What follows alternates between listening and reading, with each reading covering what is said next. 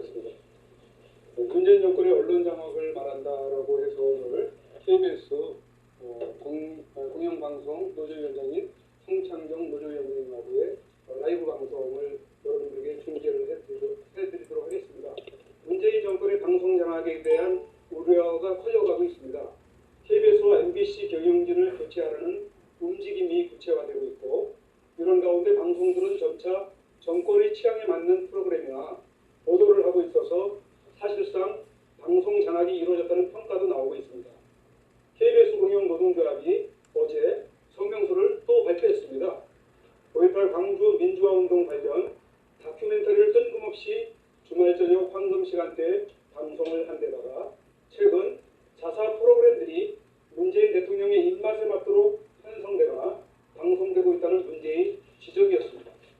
오늘은 성창경 KBS 공영노조위원장과 함께 방송계, 특히 공영방송이 문재인 정권 출범 이후 어떻게 장악되고 있는지, 또 그 내부 사정은 어떤지 자세히 알아보도록 하겠습니다. 오늘 생방송에는 선구자방송, 국대위, 태극 FM, 영우방송, 민심방송, 엄마방송, 자유신문고, LMP 2호분 유튜브 방송에서 함께하고 있습니다. 저는 먼저 우선 어제 성명서를 냈는데 내용을 먼저 살펴볼까 합니다. 주말에 KBS 1TV에서 지난 80년 5월 광주 민주화운동의 처참한 장면들이 보도됐다는데 어떤 내용들이 보도가 되었습니까? 네. 지난 주말에 텔레비전을 보신 분들은 상당히 당황했을 수도 있습니다. 토요일 날 저녁 시간대에 KBS 1텔레비전에서 당시 1980년도 5월 달에 광주 민주화운동이 일어날 때 말하자면 계엄군이 시민군을 진압하는 과정에서 일어났던 충돌들을 화면에 담았습니다. 그 화면에는 곤봉으로 내리치는 것들, 또 대금으로 상한 시신들, 총상을 입은 시신들, 이렇게 해서 참 참혹하기 그지없는 많은 시신들이 화면에 보였습니다. 또한 오일하는 장면이라든지 시민군들의 저항, 이런 모습이 간간히 보이는데, 이 화면은 최근에 이제 영화로서 화제를 모으고 있는 택시 운전사라는 그 영화의 실제 주인공이었던 독일의 한 기자가 촬영했던 화면입니다. 이 화면이 지난 2003년도에 말하자면 노무현 정권 시절에 정연주 사장이 있을 때 KBS에서 방송을 한 건데, 지난 주말에 뜬금없이 14년 만에 다시 재방송을 한 겁니다. 사실 저희가 볼 때 이게 왜 갑자기 방송이 나왔나 하는 것에 대한 의아심을 가지지 않을 수가 없습니다. 주말이 광주 민주화운동의 기념일도 아니고 큰 이벤트가 있었던 것도 아닌데 그런 방송을 한 것은 바로 제가 말씀드린 그 히트한 영화와 그 영화를 문재인 대통령이 함께 봤다는 것이 아닐까 싶습니다. 이 대통령이 영화를 봤기 때문에 간간히 그 영화가 했다고 해서 KBS에서 과거에 다큐멘터리를 타는 적은 거의 없었습니다. 때문에 이 영화가 대통령이 봤고, 또 그 광주 민주화운동이라는 게 현재 문재인 정권의 정서와 상당히 거리가 가깝지 않나 하는 그런 것이기 때문에 KBS에서 방송을 틀은 것 같고, 그렇다면 이것은 철저하게 문재인 정권을 위해서 방송을 편성하고 방송한 거다, 이렇게 봐집니다. 그 프로그램에서 진상 규명이나 보상 이런 문제를 다루자고 한 것도 아니었습니다. 철저하게 피해자 중심에서 처참하게 이룰 데 없는 화면들이 나왔던 것입니다. 지금도 텔레비전에서 여러분께서 보시면 뉴스 시간에 시신 그림이 못 나갑니다. 모자이크 처리를 하거나 피해가 있어도 모자이크 처리를 합니다. 그런데 그저께 나왔던 화면에는 같은 화면이 반복적으로 계속해서 나왔습니다. 그야말로 일거릴 대로 일거려지고 처참하게 참 비참한 모습들이 화면을 탔습니다. 무엇을 말하는 걸까요? 저희는 또 다른 분노를 불러일으키는 방송이 아닌가. 왜 80년에 있었던 사건들을 또다시 이 시점에서 방송을 해야 되는가 하는 점을 의문을 갖지 않을 수 없습니다. 이 참에 말씀드리고 싶은 것은 현대사에 대한 영화를 만든다는 것은 극히 조심을 해야 됩니다. 지난번에 변호인도 마찬가지고 역사물에 대한 그 영화는 과거 고대 시대 또는 조선 시대, 고려 시대 그런 종종 합니다. 이미 당사자들이 다 죽었거나 그 역사가 이미 기억이 멀어졌을 때 그걸 다시 영화라는 매체를 통해서 형성화시키는 것이 있는데요. 아시다시피 여러분 영화는 얼마나 선정적이고 자극적인 매체입니까? 음악과 색채와 이런 걸 동원하면 그래서 아직도 5.18은 이제 일어난 지 30년이 조금 넘은 현대 사건입니다. 당사자가 살아있고 일부 논란이 있는 것도 있습니다. 때문에 이런 영화를 만드는 것 적기 조심해야 된다고 저는 생각하고 있습니다. 네, 그 밖에 그 KBS 1TV 연전말리라는 그 프로그램이 있지 않습니까? 그 프로그램에서도 이른바 정권의 정체 홍보를 했다고 하는 이야기가 있던데 그게 어떤 내용이죠? 예, 그 KBS 1텔레비전 연결말리가 계속 문제가 되고 있습니다. 이 프로그램은 사실 대한민국이 앞으로 뭘 먹고 살아야 할까 또는 신기술이 어떻게 어느 정도로 발전되어 있나 하는 것들을 사회 저명 인사, 그 분야의 전문가들을 모시고 토크 형식으로 발표하는 형식으로 알아보는 건데 지난 금요일이었죠. 그러니까 1월 토요일 날은 5.18 관련 프로그램이 나갔고 금요일 날은 짐 로저스라고 하는 아마 미국 투자자인 것 같아요. 투자의 비제라고 하는데 이 사람을 갑자기 출연시켜가지고 앞으로 태평양 시대 특히 한반도가 중심이 될 것이다 라고 이야기를 하고 특히 이 한반도 가운데서 남북 관계가 좋아지면 북한에 대한 투자를 늘려야 되고 북한과의 경제 협력을 강화해야 된다 하는 것이 그 프로그램 요지였습니다. 생각해 보십시오. 지금 북한은 핵미사일을 만들어서 시험 발사하고 있어서 전 세계가 북한에 대해서 제재를 하고 있습니다. 경제 제재. 이런 마당에 북한과 경제 협력을 하고 투자를 해라. 이런 이야기는 엄중한 상황에서 이런 논리를 편다면 우리 국민들의 안보 인식이 어떻게 되겠습니까? 이 프로그램뿐만 아니었습니다. 얼마 전에 같은 프로그램에서 문정인 씨라고 아시죠? 문재인 대통령의 외교 안보 특보입니다. 이 사람이 나와서 북한과의 관계를 다시 설정하는 일방적인 강연을 했습니다. 북한의 핵무기는 동결을 해야 된다. 폐기가 아닙니다. 동결을 하고 북한과 대화를 해야 되고 개성공단은 열어야 되고 그러면서 그 당시 화면에 개성공단의 문을 닫았던 업체들이 인터뷰를 하면서 그 북한에서 일하는 근로자들, 여자 근로자들 그 얼굴이 눈에 선하다. 빨리 만나보고 싶다. 이런 감상적인 아주 그런 그 인터뷰를 하고 해서 또 한 번 이 방송이 과연 이 시대에 지금 현재 상황과 맞는가 그리고 왜 이런 방송을 하는가 하는 많은 안팎의 비판을 받은 적이 있습니다. 그뿐만 아닙니다. 그 앞에도 원자력 이른바 전문가라는 사람이 나와서 원자력 발전소의 문제점을 일방적으로 설명하고 원자력이 아니라 대체 에너지로 가야 한다는 그런 설명을 한 것입니다. 다 들어보셔서 아시겠지만 이런 내용들은 지금 문재인 정권이 추진하고 있는 일련의 정책들을 일방적으로 홍보하는 겁니다. 이런 프로그램들은 논란이 많기 때문에 일방적으로 설명하듯이 하는 그 프로그램을 하면 안 됩니다. 상대방이 있어서 토크 프로그램으로 반론을 제기할 수 있는 그런 프로그램을 해야 되는데 일방적으로 프로그램을 만들었고요. 참 여기서 저희가 참 더욱더 참 놀랄만한 상황들은 지난번에 문재인 대통령이 여름 휴가를 갔다 왔습니다. 갔다 와서 책을 한 권 소개를 했는데요. 그 책이 바로 명견만리입니다. 명견만리라는 이 팀이 프로그램을 책으로 엮어놨는데 대통령께서 그걸 읽어보고 굉장하게 좋은 내용이다. 국민 여러분들도 한번 읽어봤으면 좋겠다 하는 겁니다. 참 어떻게 생각하십니까? 이 정도면 문재인 대통령과 KBS가 코드가 맞는 거 아닙니까? 여러분 이 정도면 방송이 장악된 거 아닙니까? 장악 안 된 겁니까? 이 정도면 방송이 독립을 갖고 있는 겁니까? 언론 자유가 있다고 보십니까? 참 이 프로그램을 방송하는 회사에 다니는 저희로서도 참 부끄럽지만 현실임을 말씀드리지 않을 수가 없습니다. 네, 그렇다면 언론을 일컬어 기울어진 운동장이다 하며 편파성이 심각하지 않느냐 이 문제를 좀 짚어봐야 할 것 같습니다. 어떤 구조적인 문제가 있습니까? 언론의 그 기울어진 운동장이라는 이야기는 지난 박근혜 정권 때 주로 많이 나왔고요. 이상하게 박근혜 정권 때 이른바 진보 매체 할 것 없이 박근혜 정권을 때리는 보도가 많이 나왔습니다.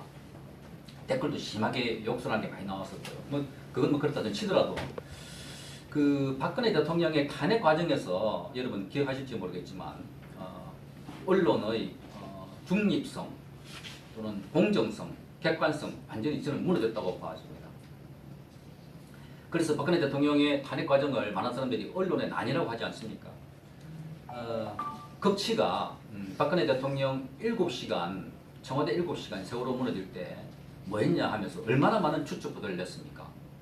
수술을 했다, 어디 갔다, 누구랑 잤다, 차마 임에 담지 못할 이런 내용들을 방송하지 않았습니까? 옐로우 이즘의 극치였고 찌라시도 이런 찌라시가 없을 겁니다. 사실 그게 민정방송, 공영방송, 신문 할 것 없이 인터넷 할 것 없이 다 같이 나왔던 것들입니다. 저는 그 시점에서 다시 한번 물어봅니다. 지금 문재인 대통령에게 이런 보도를 왜 하지 않습니까? 아니 문재인 대통령에게 이런 보도를 할 수 있습니까?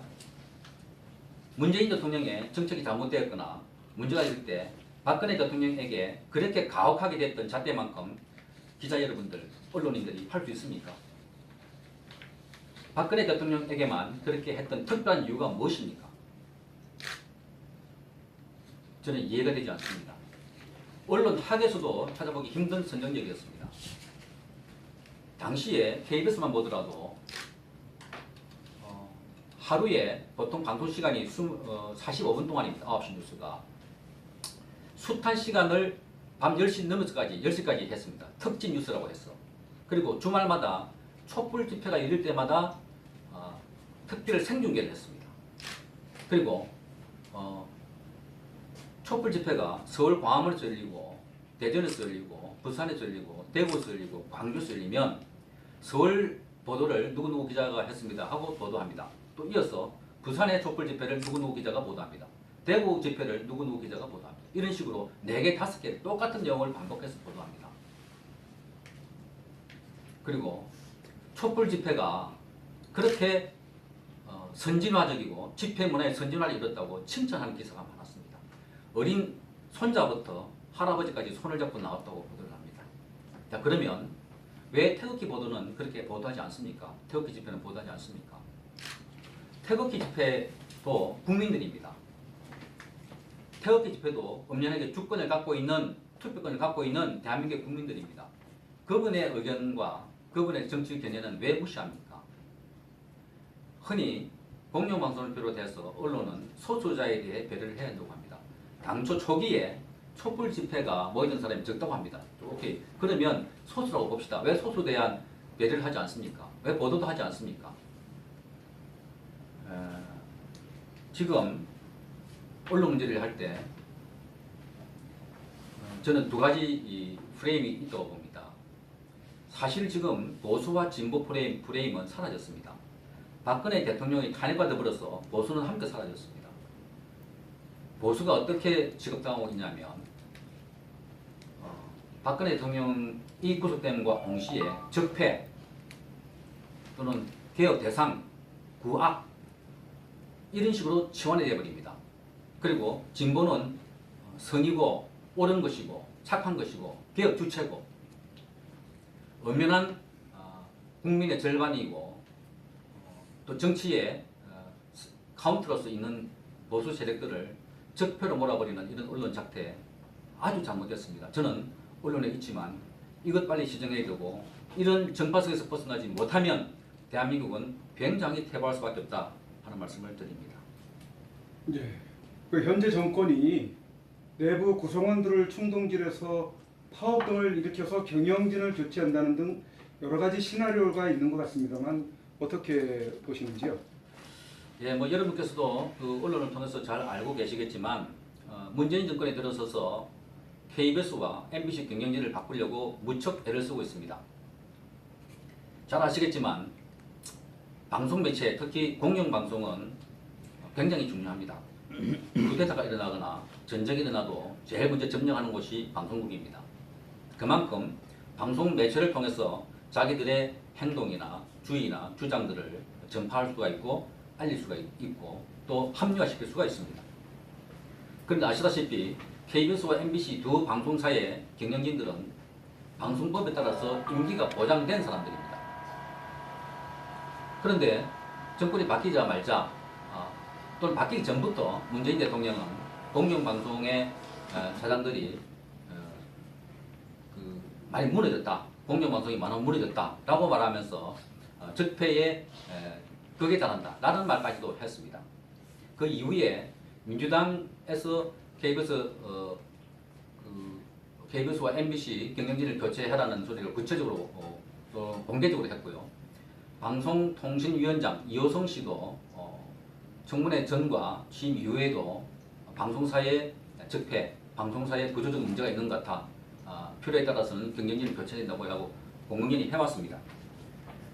네, 그런데 그게 이제 뭐 이런저런 방법으로 경영진을 교체하려고 갖가지 쓸 수도 안 되니까 이제는 주로 내부 구성원들을 통해서 작업하고 있는 것이 아닌가 하는 생각이 듭니다. 왜냐하면 MBC와 KBS 구성원들이 지금 굉장하게 현 사장과 이사진을 물러가라고 내부에서 활발한 활동을 하고 있습니다. 피켓 시위도 하고 성명서도 매일 발표를 하고 있습니다. 1인 시위도 하고.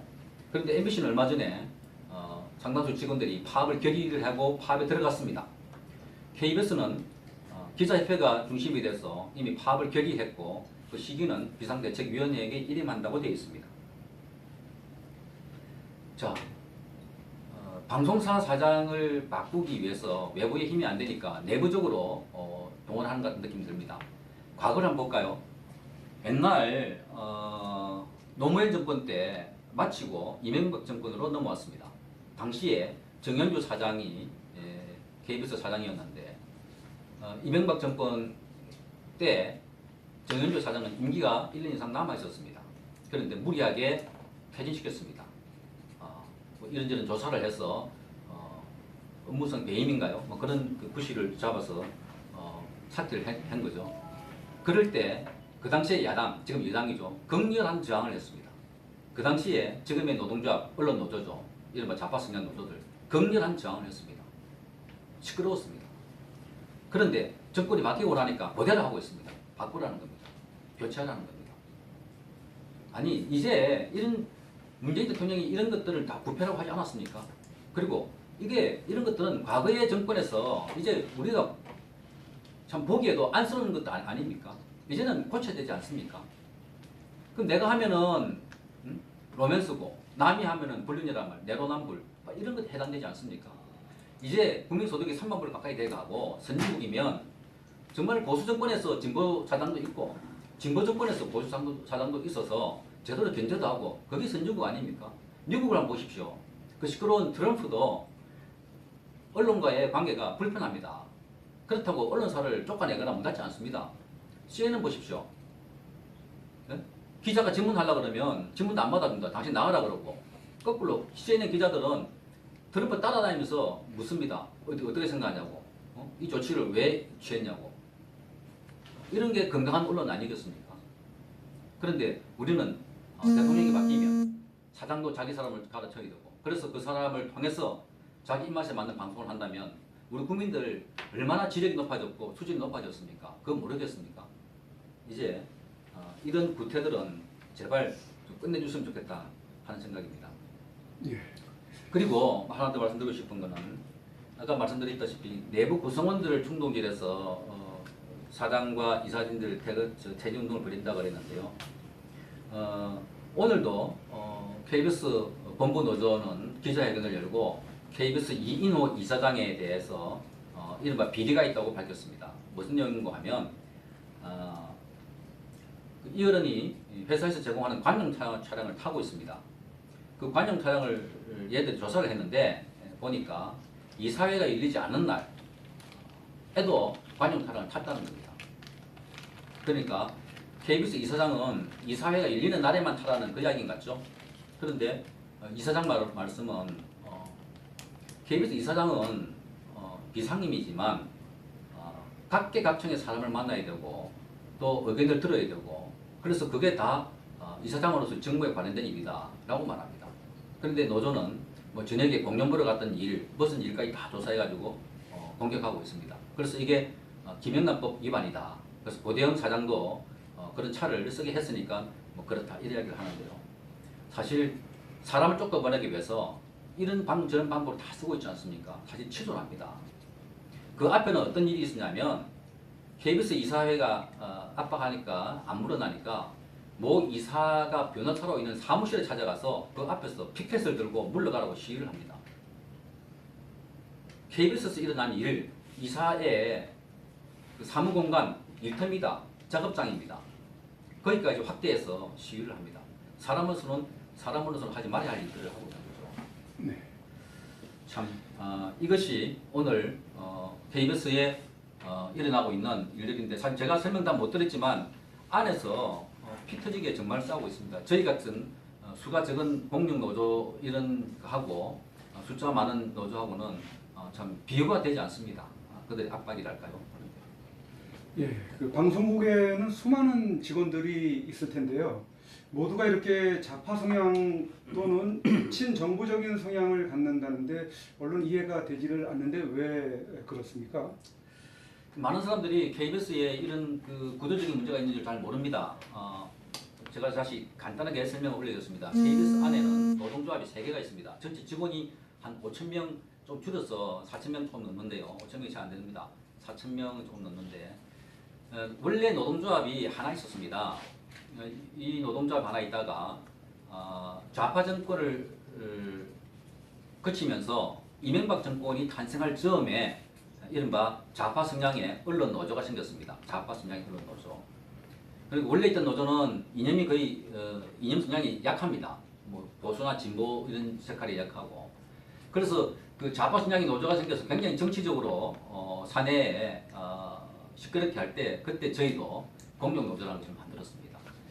지금 1노조 아까 말씀드린 그 노조 성향이 적은 이념 성향이 적은 그 1노조에는 주로 기술직 직원들이 있는데 한 2,000여 명 가까이 되고요. 노조원이 좌파 성향의 본부 노조 여기는 한 1,800명, 600명에서 800명 사이 그렇게 됩니다. 그리고 공룡 노조 저희는 사실 몇십 명이 안 됩니다.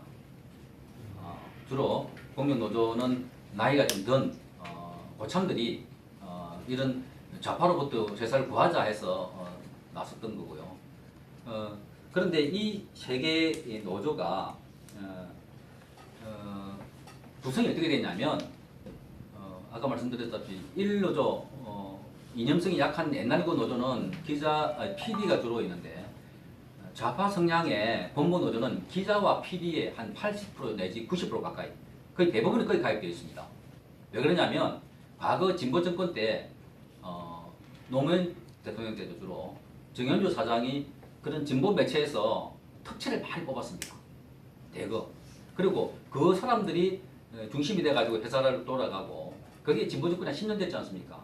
그리고 그 이후로 뽑아도 이 사람들이 신입사원들을 교육시킵니다. 그래서 그 이후로 사실상 신입사원이 들어오면 거의 대부분 본부 노조에 다 들어가 버립니다. 따라서 본부 노조의 기자와 PD가 80% 이상 되기 때문에 가만히 놔두면 좌파 방송합니다. 가만히 놔두면 우리 국가의 정체성보다는 자기들의 이익과 정치적인 신념에 가까운 방송을 하게 되어 있습니다.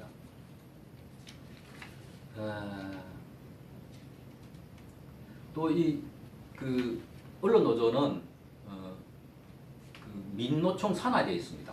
그래서 언론 노조 민노총 산하 언론 노조에 있어서 KBS 본부, MBC 본부, 뭐 YTN 본부 이렇게 해서 사실상 언론 노조가 장악하고 있습니다. 전 방송사 신문사를. 그렇기 때문에 단일 지휘 체제로 와서 딱 장악하고 있기 때문에 어떤 지령이 떨어지거나 할 때는 일사천리적으로 움직입니다. 그런데 보수 노조 그렇지 않습니다. 그러니까 게임이 안 되죠. 조직력에서. 예. 그 간부들도 지금 몇 프로를 차지하고 있을 테고 소수지만 또 좌파 성향이 아닌 기자들도 있지 않겠습니까? 그렇다면 왜 그들을 막지 못하는지 좀 궁금한 면이 좀 있습니다. 예. 그동안 이 보수 정권이 있었는데 역대 사장들이 오면 사실상 이 노조 개혁이 가장 시급한 문제였는데 사실상 이거는 입을 다뭅니다. 그리고 역대 사장들이 노조와 이른바 타협을 해버립니다. 손을 잡아버립니다. 왜? 자기들에게 마음에 안 드는 걸 하면 타협을 한다. 혹은 퇴진 운동을 한다. 또는 뒷조사를 해가지고 망신을 준다. 비리를 조사한다. 뭐 이렇게 하니까 겁을 먹은 거죠. 그래서 과거에 이런 보수 정권에 있었던 사장들도 사실 야합하고 타협하고 해서 오늘날 KBS가 사실상 진작 KBS는 노영 방송이 된 겁니다. 진작 노영 방송이 됐고 특히 이제 오늘날에는 말하자면 좌파 성향의 노영 방송이 되고 있는 겁니다. 국가기관 방송, 공영 방송이 이렇게 된다는 것, 이 얼마나 큰 일입니까? 네? 사실 우리 내부에서 이런 이념 정치를 효과적으로 전달하고 하는 이런 그 구조가 되어 있는 이 상황인데 사실상 저는 북한의 미사일보다 더 무서운 게 언론 내부의 이런 자아 편향이라고 봅니다. 사실 노조 영향력이 얼마나 크냐 여러분 들으면 놀라실 겁니다. 회사에서 인사 이동을 하면 한꺼번에 100명, 200명 인사 이동을 하게 됩니다. 그러면 그걸 내부에서 뭐 공식 게시판을 통해서 발표하기 전에 맨 먼저 어디 갖다 주냐? 노조 사무실 갖다 줍니다. 그 제도화되어 있습니다. 관행으로 돼 있네요. 예. 거기서 문제되는 사람들 빼라 말아라 하는 사람도 있고요. 또 KBS 들어오실 때 보니까 보면 커피숍 있죠. 네. 주차장 있죠. 네. 식당 있죠. 이게 다 노조가 운영합니다. 아, 그래요? 저 본관에 가면 웨딩홀이 있는데 예. 웨딩홀로 만드는 게 아니고 커피숍을 웨딩홀로 하는데 그것도 노조가 운영합니다. 명분이 뭔지 아십니까? 노조원들 복지 향상이라고 합니다. 노조 지금 아까 말씀드린 세계 노조 있다고 하는데 저희는 아예 그 숫자가 적기 때문에 끼지 못할 뿐더러 앞에 말씀드린 KBS 노조, 본부 노조가 서로 나눠가지고 사업을 하고 있습니다. 왜 회사의 자산 가지고 노동조합을 하게 될까요? 사측에서 손을 드는 겁니다. 노조의 간을 키운 겁니다. 그 돈 가지고 뭐 하겠습니까? 좌파 운동하겠죠. 투쟁하죠. 투쟁하지 않겠습니까? 네. 네? 네.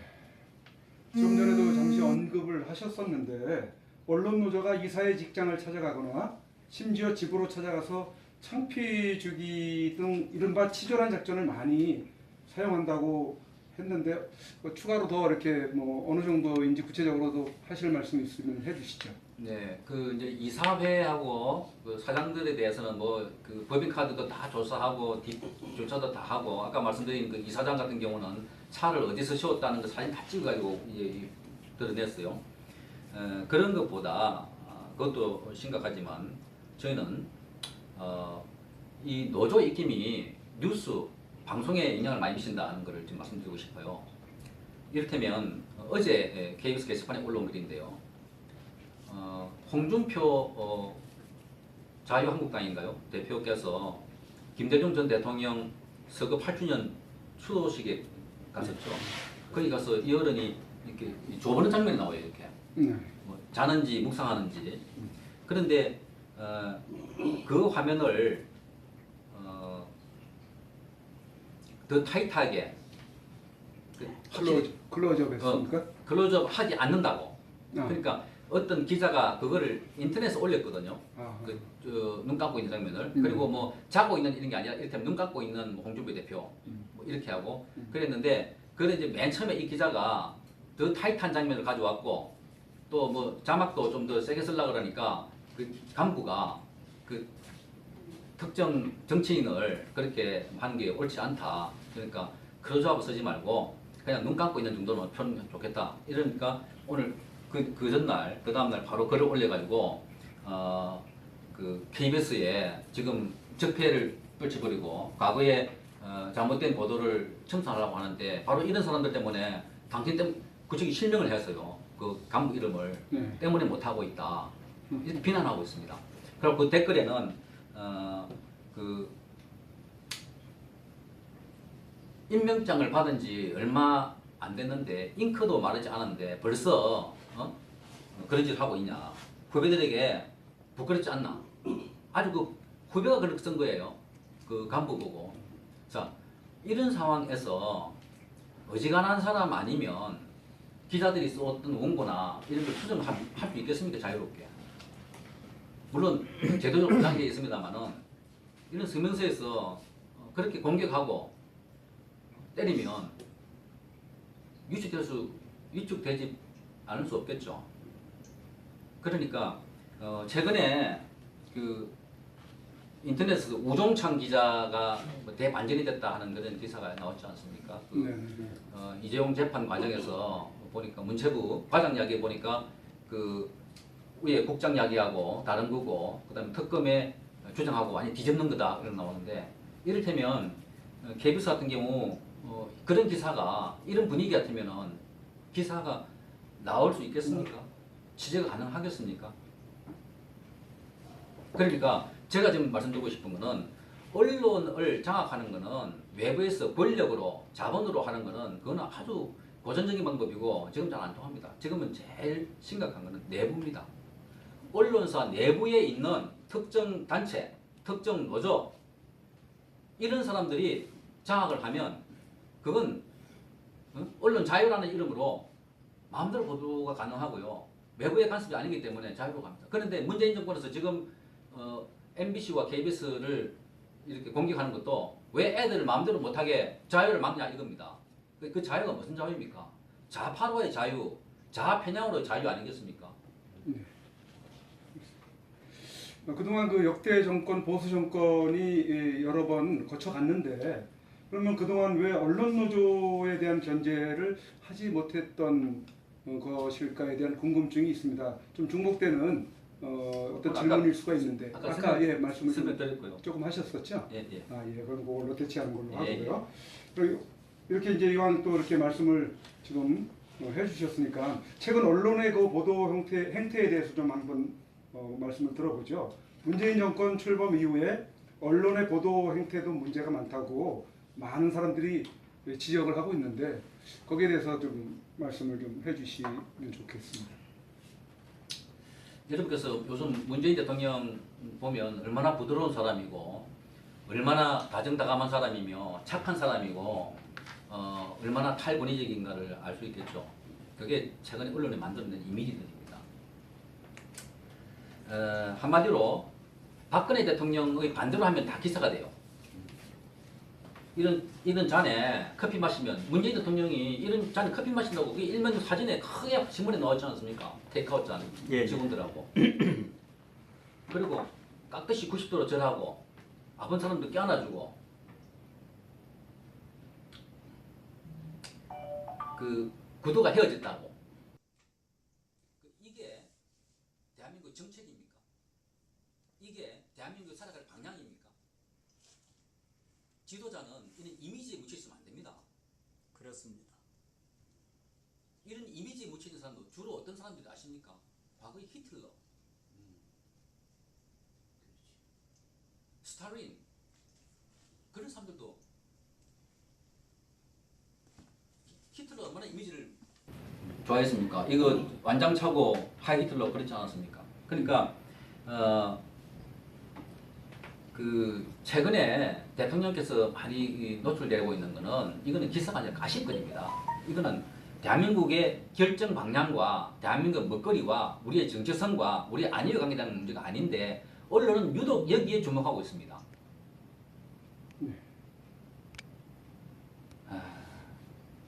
그런데 사실 심각한 거는 이런 부드러운 이미지 뒤에 우리가 모르게 그동안 얼마나 충격적인 정책들을 발표했습니까? 원전 정책, 사드, 복지, 최저임금, 비정규직 문제 생각해 보십시오.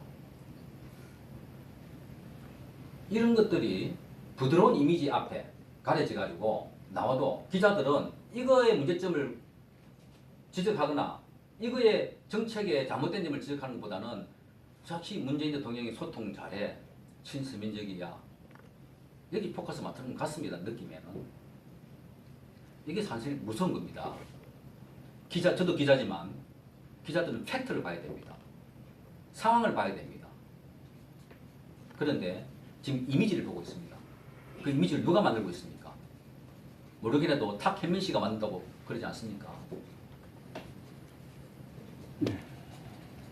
지금 그 안보 문제가 굉장히 시급하고 그런데 지금 외국에서는 우리 그 대한민국을 바라보는 그 시각이 매우 우려를 갖고 있지 않습니까? 이 문제에 대한 보도는 사실상 우리 그 정작 대한민국에서는 별로 보도를 안 하고 있는데 이 문제에 대해서 문제가 많은 것 같습니다만 어떻게 보시는지요? 뭐 안보에 대한 보도를 안 하는 건 아닌데 하고 있어요. 그런데 네. 사실상 안보가 이렇게 엄중하고 위급한 상황이면 지금 보도처럼 하면 안 됩니다. 지금 보도가 제일 많이 나는 게 뭔지 아십니까? 달걀입니다. 살충제 달걀. 살충제 달걀보다 안보 문제가 뭐 같은 비교가 되는지 모르겠지만 살충제 달걀은 속보도 내고 특보도 내고 자담도 하고 합니다. 저는 오히려 왜 이런 살충제 달걀에 언론이 관심이 많을까? 그거 100몇십 개 먹어도 안 죽는다고 합니다. 그렇다고 먹으라는 소리 아니라 뜯은다고 식품은 뜯을수록 불안한 감이 있고 정부의 매뉴얼에 따라서 안전히 대처하면 효과적입니다. 그런데 굉장히 덜 돼 있어요. 그죠? 흥분돼 있어요. 오히려 저는 이 안보 문제에 덜 떼고 흥분돼야 되지 않을까. 우리 국민들이 너무나 편해요. 얼마 전에 외국 특파원이 한국에 미사일 쏜다고 해서 방송하러 왔다가 그 미사일 쏘니까 자기는 대피소 나가야 됐다고 호텔에 물어봤더니 대피소도 없대요. 모른다고. 그리고 그 시민들 아무도 대피 안 한다는 거예요. 그 호텔에. 네. 그런데 생각해 보십시오. 북한이 미사일을 쏘면 일본 신칸센이 멈추고 애들도 훈련하고 다 합니다. 우리는 북한이 미사일이 절대 이게 안 오는 것처럼 생각하고 있습니다. 맞습니다. 생각해 보십시오. 1950년 6월 25일 일요일이었습니다. 가장 평온할 때 넘어왔습니다. 1941년 12월 9일이 진주만 폭격할 때인데 그때도 일요일이었습니다. 아침에 미국인들이 차 마시고 아침 먹고 난 뒤에 휴식할 때 때렸습니다. 그런데 우리가 괌에 북한에서 미사일 쏜다고 하니까 한국 사람들은 괌에 휴가지 그 캔슬 안 될까봐 캔슬 될까봐 휴가 계획 잡아놨는데 그걸 걱정하고 있답니다. 미사일 쏴도 피서실은 박자박자하고 있고 정말 이런 상황에서 한 발 터져보십시오. 어떻게 대처하겠습니까? 사실 정부와 언론의 관심은 안전입니다. 정부의 제일 큰 존재 이유가 국민의 생명과 안전을 지키는 거 아닙니까? 국민의 자산을 지키는 거 아닙니까? 그런데 우리 언론은 여기에 너무 둔감해 있는 것 같아요. 너무 익숙해진 것 같아요. 이미 안 할 거라고. 그래서 저는 우리 쪽에 그 방어 무기인 사드 하나 배치 못하는 걸 보고 이게 참 큰일 났다 생각이 들었습니다. 그래서 우리 언론도 이 안보 문제에 대해서 입체적이고 다각도로 경각심을 갖고 해야 되고요. 사실 미국 정부가 북한을 때린다고 할 때 저는 걱정됩니다. 만약에 남한 정부가 미국 정부하고 국가랑 관계에 있다면 남한 정부의 의지에 관계없이 미국이 저렇게 하겠습니까?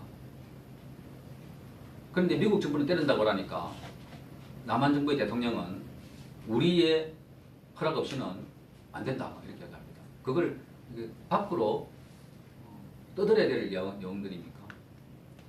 그러니까 어쩌면 미국이 걱정하는 것은 북한보다는 자경화돼가는 남한이 아닐까요? 맞습니다.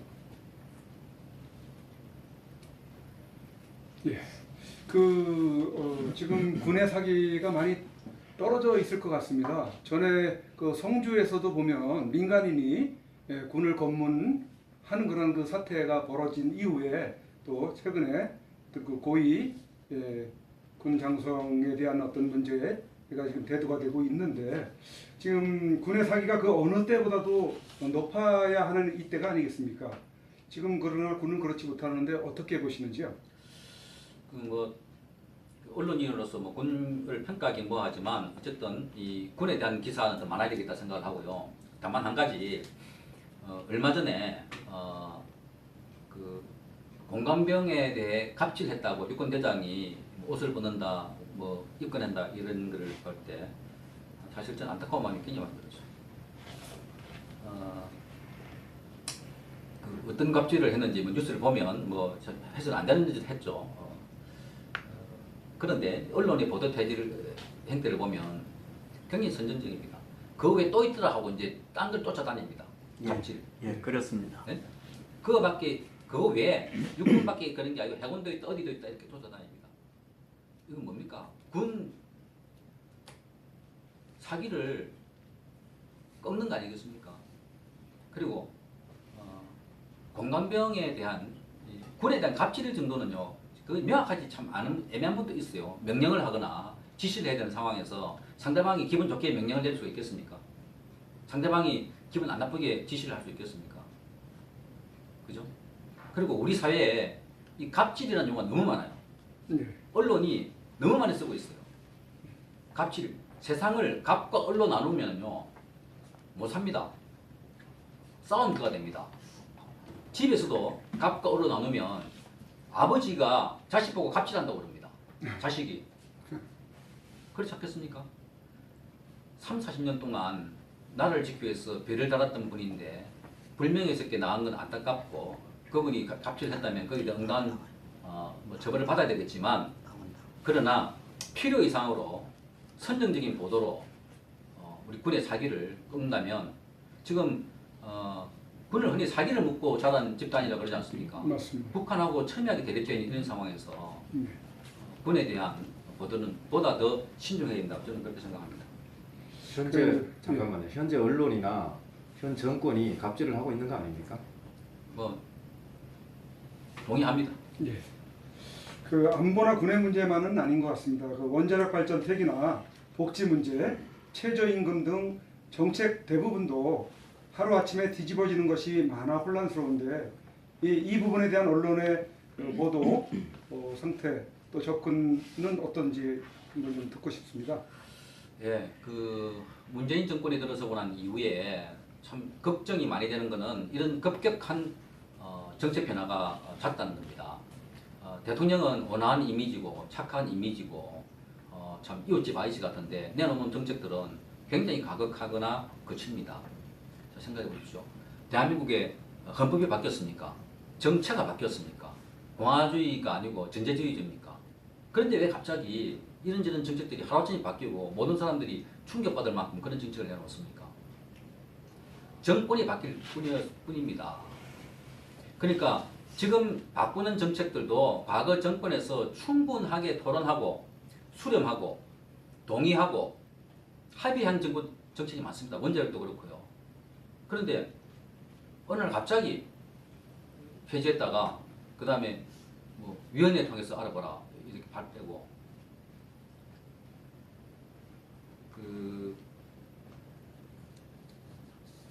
너무나 급격하고요. 마치 혁명이 난 것 같고 그런데 언론 보도는 사실 따라가기, 받아적기 수준이 밖에 안 됩니다. 그런 문제가 나왔을 때 더욱더 심층적으로 문제 있다고 보도하고 사실 지금 원자력이나 이런 문제에 대해서 제가 심층적으로 보도하는 기관을 많이 본 적 없어요.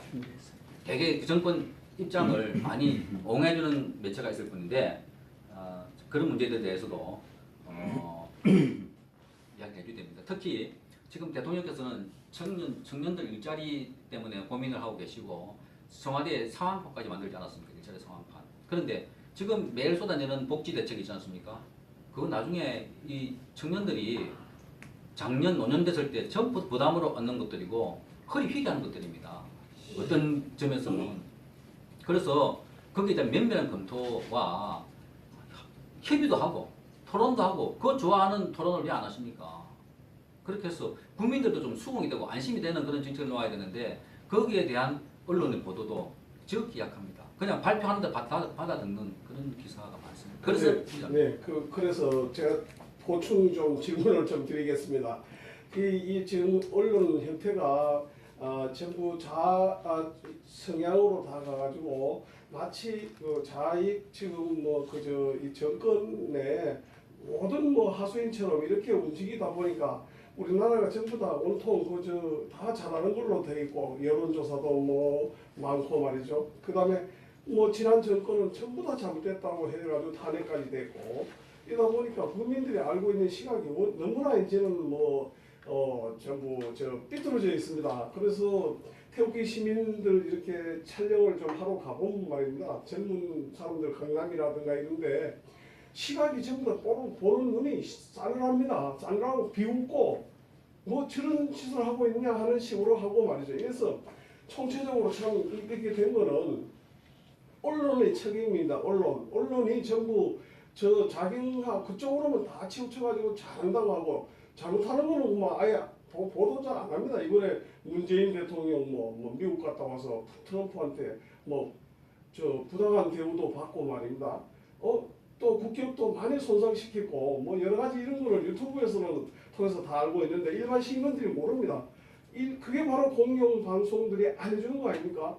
그래서 시각이 미끄러진 거 이거가 대단히 잘못됐다고 생각합니다. 그런데 이제 마침 우리 KBS 공영 노동조합의 선창경 위원장님이 이렇게 관심 가지고 참 이렇게 발표를 해주시고 이래가지고 한가닥 희망도 생깁니다만은 이를 토대로 해가지고 참 좋은 성과가 또 이제 나타나기를 바라고 싶고 그런 뜻에서 또 뭐 우리 위원장님 열심히 좀 해주십시오. 제가 마무리한 것 같은데 조금 보강을 좀 먼저 해주십시오. 그러면은 잠시만요. 뭐 끝으로 국민들에게 하실 말씀 부분이 있는데 어차피 우리 영우 방송에서 말씀을 해주셨기 때문에 지금 요 타임에서 각자 좀 궁금한 것들 각 방송사 사장님들이 좀 질문을 좀 받는 걸로 하시고 마지막에 국민들에게 하시는 말씀을 좀 해주시면 좋겠습니다. 여러분 저기 질문하실 때 방송사명을 좀 먼저 이렇게 말씀을 해주시고요. 제가 먼저 드리겠습니다. BJ 즉 1인 미디어 방송을 진행하고 있는 유튜버 태극 FM 유튜브 생방송 진행자입니다. BJ 즉 1인 미디어 방송 진행자가 대한민국 공영방송 KBS에서 취재한다는 자체에 먼저 자괴감이 들어갑니다. 언론의 기본은 육가원칙, 정론직필, 정론직원, 공정보도, 정확보도, 신속보도가 생명입니다. 공영방송은 정권의 감시자 역을 하면서 국민들에게 알 권리를 제공하는 중개자 역 그 이상도 이하도 아니라고 생각을 합니다.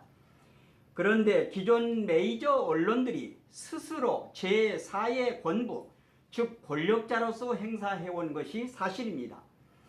감히 한 가지 묻겠습니다. 그동안 KBS 공영노동조합이 KBS가 공정방송을 하도록 얼마나 종용하고 기여했느냐입니다. 우리 1인 미디어 유튜브 생방송 진행자들은 기존 메이저 언론이 하는 편집 영상, 즉 취사 선택에서 국민들의 눈과 귀를 가려왔지만 저희 유튜브 생방송 진행자들은 생방송입니다.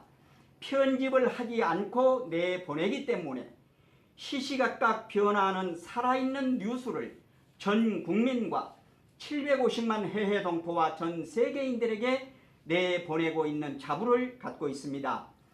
오늘처럼 이런 기회를 통해 불의와 비원칙과 싸우는 것에 저희 유튜브 생방송 진행자들은 협력할 것입니다. 오늘의 인연을 통해 바른 대한민국, 즉 헌법 수호, 자유민주주의 그리고 시장경제가 실현되고 법치주의를 바로 세워 바른 대한민국이 되게 하기 위해 최선을 다하는 저희 유튜버에게 자료 공유와 협력을 해 주실 것을 KBS 공영노동조합 성창경 조합장님께 부탁드리며 성창경 조합장님의 의견을 듣고 싶습니다. 말씀을 드리는 저도 상당히 무겁고 오늘 이렇게 말씀을 드릴 수밖에 없는 구도가 된 것도 굉장하게 저희들은 불리하고 약합니다. 아까 제가 말씀드렸다시피 다윗과 골리앗 정도가 아닙니다. 바위와 모래 정도입니다. 그리고 말씀하시기를 정권의 감시를 해야 되고 여러 가지로 공명노조가 그동안 뭐 했냐 하는 부분에 대해서는 뭐 반성도 하고 그러나 나름대로는 뭐 얼마 되지 않은 숫자지만 안에서 이렇게 그동안 싸우긴 했습니다. 그래서 좌파 노조로부터 고소를 당해서 서너 차례 지금 조사를 받고 있고요. 그 성명서를 썼다고 고소를 하고 있습니다. 그 명예훼손. 뭐 저기서는 명예훼손 되다 안다고 그러는데 계속 가지고 저희를 뭐 부르고 있고 그게 아마 이런 성명서나 이런 활동을 못하게 입막음하려고 하는 거다는 이야기도 듣고 있고요. 또 저희는 제가 지금 방송국에 있습니다만은 노동위원장으로서 이 업무를 전적으로 하는 게 아닙니다. 제 고유 업무를 하면서 이걸 해야 되는 아주 불리한 상황에 있습니다. 아까 말씀드린 두 개의 노조는 전임의라 해서 노조 활동만 하면 됩니다. 그 사람들은. 그런데 저희는 그렇지 않고 어쨌든 말씀하신 것처럼 저희가 다른 공영 노조하고 연대를 하고 있습니다. 그래서 MBC하고도 했고 어제도 모임을 가졌고 그러고 그런 미디어가 모여서 우파 미디어가 이제 제대로 좀 활성화자 해서 미디어 인맥을 만들어 가지고 예, 예. 신문하고 방송 통틀어서 뭐 YTN이든 SBS든 우리 쪽과 같은 견해를 갖고 계신 분이 있는지 모르겠지만 찾아봐서 그래서 앞으로는 같이 대동단결해서 분열해서는 아무것도 못한다는 것 이미 우리가 지금 보고 있고 과거 역사가 말하고 있고 예, 앞으로도 그렇습니다. 그럴 겁니다. 그래서 대한민국을 지키고 우리 아까 말씀하신 것처럼 자유 경제, 자유 시장 경제를 지키고 우리의 정체성을 지키기 위해서 함께하는 작업을 하겠습니다. 좀 지켜봐 주십시오. 예.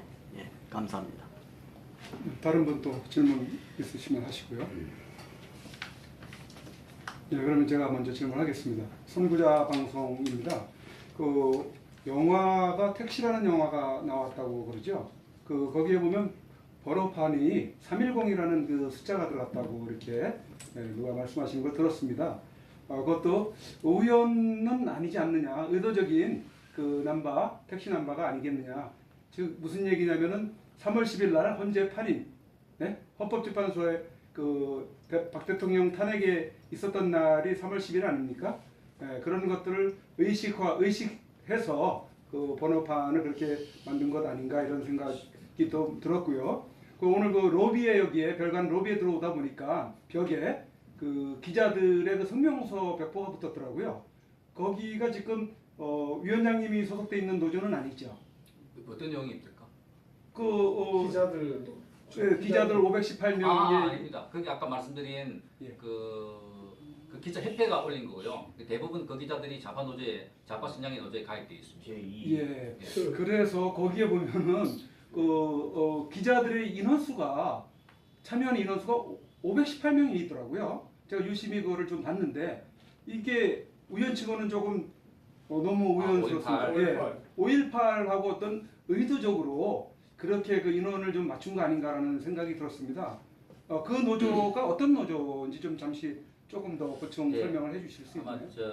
무엇을 주장하고 있는지요? 5.18 이거 하고 3.10 글쎄 우리가 워낙 많이 당하다 보니까 숫자에도 특별한 의미가 있지 않을까 그렇게 생각하시는 것 같은데 5.18은 이거는 518명이기 때문에 인원수를 채운 거기 때문에 제가 끝까지는 생각을 안 그러니까 그 의도적으로 채운 거 아니냐 이제 저런 생각이 듭니다. 충원을 518명을 끄는 거죠. 맞춘 게그 5.18하고 연관시켜가지고 그럴 가능성도 있지만 여태까지 그거에 대해서 모르셨군요. 예. 저는 그 생각까지 못 해봤는데 5.18 정말 예리하십니다. 저희는 좀 예리한 면이 좀 있죠. 예. 그리고 택시도 그렇고 이건 사실 제가 뭘 답을 못 드리겠습니다. 이건 자신이 없습니다. 뭘 어떻게 그럼 지금 현재 됐는지. 그 로비에 성명서 붙인 518명이 참여한 그 단체가 어떤 것을 지금 주장을 하고 있는 겁니까? 그 단체라기보다도 그 KBS 안에 전체 기자들이 한 6, 700명 되거든요. 네. 그 중에 6,000명 조금 넘을 것 같아요. 518명이 말하자면 고대영 사장 물러가고 이인호 사장 물러가라. 이 사장.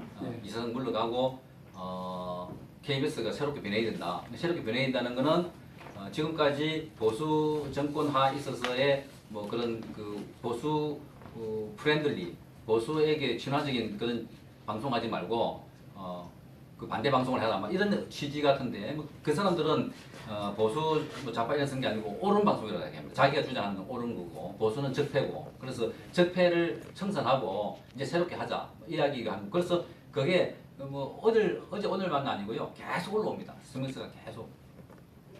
결국은 뭐 지부에서 아니면 지금 정권에서 사장단을 바꾸려고 하는 노력하는 그쪽에서 그쪽으로 치중돼 가지고 힘을 실어주고 뭐 움직이는 그런 단체라고 보면 되겠네요. 저희는 그 단체가 뭐 저기 정권하고 연계됐다는 지도 증거가 없어요. 그런데 추론하기를 이제 저기서 정권에서 외형적으로 사장 사퇴시키려고 하다 보니까 뭐 틀어도 뭐 안 나오니까 그래서 이제 안에 사람들이 뭐 하는 거 아닌가 추측하고 있는데 뭐 그냥 말씀드렸다시피 구성원의 80~90%가 거의 대부분이 다 좌파 성향이기 때문에 뭐 다 모아놓으면 그 사람들이 질문 하나. 엄마 방송인데요. 예. MBC에서 제3노조가 있는데 지금 여기 공용 KBS 노조하고 연합할 생각은 없으신지? 제3노조 어디? 예, 근데 거기가 그 MBC도 1노조, 2노조, 3노조가 있더라고. 예. 근데 그 3노조가 지금 PT 수첩에 대한 연관이 있어가지고 그거는 내가 반영을 하냐 못하냐 해가지고 그 방송통신위원장이 그걸 이제 그 어떤 그런 부분들을 좀 많이 하나 봐요. 그래서 이왕이면 우리 KBS에도 공용 그 노조하고 MBC하고 제3노조가 있는데 그게 우파적인 경향이 많습니다. 아까 위원장이 누굽니까? 거기 김세희 기자하고 예예. 그래서 예 그거를 한번 같이 알겠습니다. 만나서 제가 먼저 김세희 기자한테 얼마 전에 전화를 했어요. 예. 같이 하자. 예. 그러니까 거기 노조 위원장이 3명이더만요. 그러니까 1노조, 2노조, 아니. 김세희 노조에 김세희도 위원장인데 그 노조에 예예. 그 그렇습니다. 공동 대표가 돼 있어 3명이. 예예. 그렇게 해서 자기들끼리 휴가 기한이라 뭘 날짜 좀 정해가지고 같이 보자 이야기를 했고 그 위에 또 노조 하나 있어 거기 공정 노조가 있어요. 그건 확실히 우파인데 거기하고는 저희가 연대를 하고 있고 그다음에 김세희가 속해 있는 그 노조하고도 저희가 같이 하려고 오파를 해놨고요. 그리고 거기 이제 휴가 갔다 온지 모르겠는데 나머지 두 사람이 오면 같이 한번 만나게 됐으니까 하여튼 외연을 바깥에 넓혀가지고 힘을 결집하도록 하겠습니다. 방금 엄마부대 우리 황 감독께서 질문을 하셨습니다만은 조금 부연 설명을 드리면은 MBC는 1노조가 완전 좌파 노조고 2노조가 공정이고 3노조가 이제 공영 노조 김세희 기자가 속해 있는 곳입니다.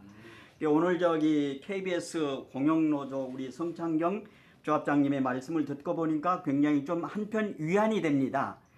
저희 유튜버 방송들도 이제 각계 전투를 했는데 이제 KBS 이렇게 공용 노조하고 아까 제가 질문도 드렸습니다마는 정보 공유 서로 협력을 해서 앞으로 정말로 다른 대한민국을 세워나가는 데에 우리 유튜버 방송과 더불어서 앞으로 협력을 좀 해주시면 고맙겠습니다. 그러겠습니다.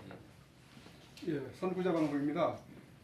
지금 우리 위원장님의 성명서라든지 이런 활동에 대해서 방송에서는 어떻게 조명을 안 하고 있습니까? 정작 자체 KBS나 다른 언론에서는요.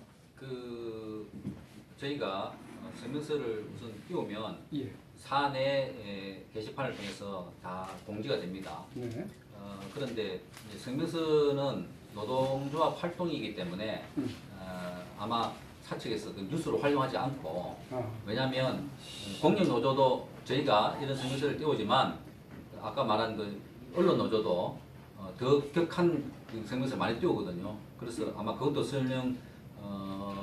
뉴스로 소화하지 못하고 있고 다만 저희 이제 공영 노조에서 띄운 이런 성명서들이 간혹 인터넷을 통해서 우파 매체에서 이렇게 보도를 하고 있는 걸 봅니다. 노조 성명서이기 때문에 뭐 일방적인 주장이다라고 생각하는 사람이 많은 것 같아요. 성명서이기 때문에. 그래서 이제 그런 문제점이 좀 있고 앞으로는 아까 말씀드린 그런 그 외부 단체와 함께 빅 텐트를 만들어서 그러니까 혼자는 너무 힘이 없어요. 그죠? 아무 힘도 발휘 못합니다. 그런데 뭉치면 정말 강해질 수 있지 않습니까? 그래서 그 뭉치는 작업을 해야 된다 이렇게 생각을 하고 있습니다. 네.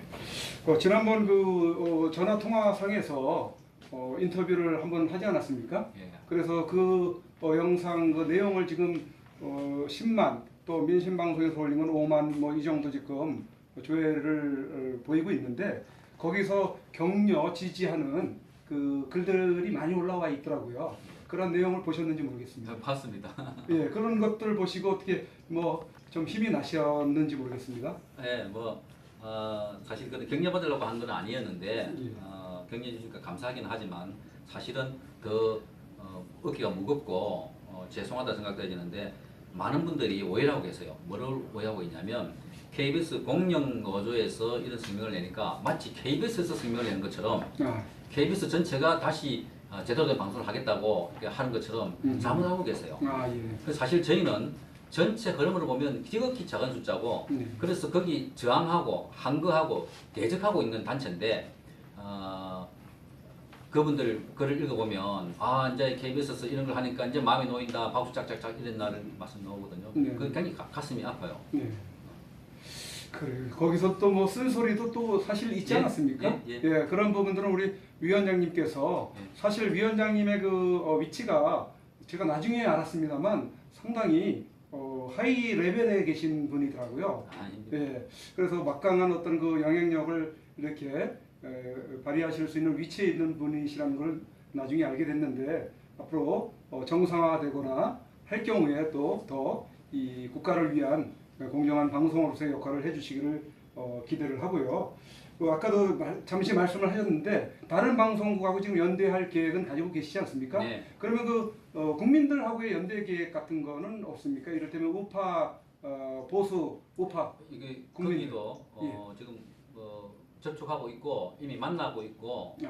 그렇게 하고 있습니다. 그렇습니까? 그래서 이제 공영방송 노조가 외부 세력하고 연대해서 뭐 한다는 것 자체가 곱지 않은 시선을 보일 거니까 우선 방송을 중심으로 연대를 해서 언론 잘못된 것에 대해서는 연대를 해서 투쟁을 하고요. 그다음에 보수 단체들도 방송에 대해서 관심 갖고 있는 분이 너무나 많아요. 지금 박근혜 대통령 탄핵을 겪으면서 방송으로부터 언론으로부터 피해를 본 분들이 정말 많이 있다는 걸 느꼈고 그래서 그분들하고도 적절한 지금 연대를 맺고 있고 관계를 하고 있습니다. 네. 자 그러면 끝으로 국민들에게 좀 한 말씀 해주고 마무리하는 걸로 하시죠. 제가 국민들에게 한 말씀 드린다 하기에는 거창한 것 같고요. 어쨌든 방송인으로서 기자로서 어쨌든 그동안 제대로 보도를 못한 것에 대해서 다시 한번 여러 가지로 죄송하다는 말씀을 드립니다. 저는 국민보다는 우선 그 문재인 정권에게 이 말씀을 좀 드리고 싶어요. 얼마 전에 문 대통령은 기자회견을 하면서 촛불과 댓글을 존중하고 그 다음에 이들의 중심으로 다시 정치를 하겠다. 간접민주주의는 부족하다 이렇게 말씀을 하셨습니다. 사실 촛불과 댓글이 누구겠습니까? 현 정권이죠. 그 광장에 모였던 인물들 아니겠습니까? 광장에 모였던 사람들의 이미지를 확산해 보면 그 말은 문재인 대통령은 자기 지지자들만과 정치를 하겠다는 이야기 아니겠습니까? 대한민국은 좌파도 있고 우파도 있고 중도도 있습니다. 어떻게 대통령께서 한쪽의 정파산 들고 정치를 합니까? 아까 말씀드렸다시피 자기의 지지자들만 들고 정치를 한다는 것은 과거의 독재자들이 했습니다. 전체 국민들을 봐야 되고 아까 문재인 대통령도 지난번에 취임 때 통합 대통령이 되겠다고 말씀하셨습니다. 통합 대통령이 된다는 것은 반대돼도 그걸 안 해야 됩니다. 왜 태극기를 가진 사람들은 수국 꼴통이고 왜 태극기를 든 사람들은 개혁 대상이고 왜 태극기를 든 사람들은 잘못되고 악이고 그렇습니다. 네? 국민이 적이 어디 있습니까? 특히 통치하시는 분들은 그걸 안 해야 됩니다. 그렇지 않으니까 이분들이 그 나이 많으신 연세도 불구하고 약국에서 주말마다 모이지 않습니까? 정권이 뭐가 그런 상황이 생겨서 좋겠습니까? 이분들의 소리에 귀를 기울이고 그래야 성공한 대통령이 되지 않겠습니까? 그리고 제발 한쪽을 내치는 정책 하지 마십시오. 모두가 같이 살아야 되는 거 아닙니까? 왜 북한과 대화를 하자 그러면서 남한에는 한쪽 국민들이 저렇게 비통해하거나 아파하거나 하는 정책을 내세웁니까? 그건 문재인 대통령의 이미지도 맞지 않을 뿐더러 정말 나중에 어떻게 될지 참 걱정되는 스러운 대목이기도 합니다. 그리고 저는 태극기 집회에 나가시는 분들에게도 말씀드리고 싶습니다. 주말마다 이 뜨거운 길거리에 또 비가 오는 날에 나가서 화풀이식 집회합니다. 문재인 나쁘다, 무슨 정권 나쁘다. 그래갖고 달라진 게 있겠습니까? 몸에 병이 나지 않겠습니까? 그런 푸념석의 집회는 이미 아무리 여러분께서 집회를 해도 이 정권과 촛불을 들었던 사람들은 과거부터 해왔다, 작년에부터 봤다 라고 이야기합니다. 그리고 우리는 100만 명도 모여봤다 그렇게 이야기를 합니다. 그러니까 그런 집회나 다니지 마시고 이제 통합하십시오. 하나로 뭉치십시오. 여기 되면 저 단체 욕하고 저기서 여기 단체 욕하고 야당도 마찬가지입니다. 야당도 이 야당은 저 야당 욕하고 언제까지 그렇게 하시겠습니까? 미래가 있겠습니까? 아까 말씀드렸다시피 분열하는데 미래가 없습니다. 더 큰 그림을 그리셔서 하나로 뭉치시고 더 큰 기획을 해서 효과적으로 집회를 하시기 바랍니다. 그리고 마지막으로 말씀드립니다. 국민 여러분, KBS는 여러분들이 내시는 수신료 2,500원으로 만드는 회사입니다. 여기가 문재인 대통령의 방송도 아니고 더불어민주당의 방송도 아니고 자유한국당 방송도 아닙니다.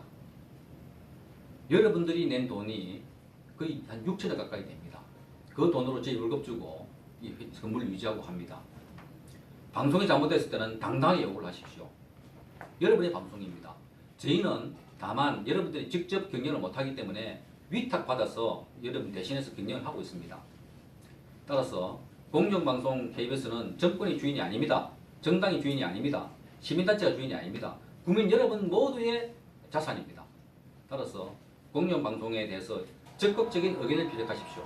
잘못된 방송, 오버방송 전부 다 고쳐달라고 하시고 편안적인 방송 고쳐달라고 하십시오. 그럴 때 여러분이 나설 때 공영방송이 잘하고 확고해지고 또 방송이 독립됩니다. 여러분의 많은 참여를 기대하겠습니다. 고맙습니다. 네, 지금까지 선구자 방송, 국대의 방송, 태극 FM 방송, 영우 방송, 민심 방송, 엄마 방송, 자유신문고 방송, LMP 2호군 유튜브 방송을 생방송으로 내보내면서 우리 KBS 공영노동조합 성창경 위원장님을 통해서 문재인 정권의 언론 장악을 말한다. 이렇게 방송을 내보내드렸습니다. 지금까지 시청해주신 해외에 계신 동포 여러분, 국내에 우리 국민 여러분들께 감사를 드리고 오늘 귀한 말씀을 해주신 위원장님께 감사를 드립니다. 이상으로 방송을 마치도록 하겠습니다. 예, 감사합니다.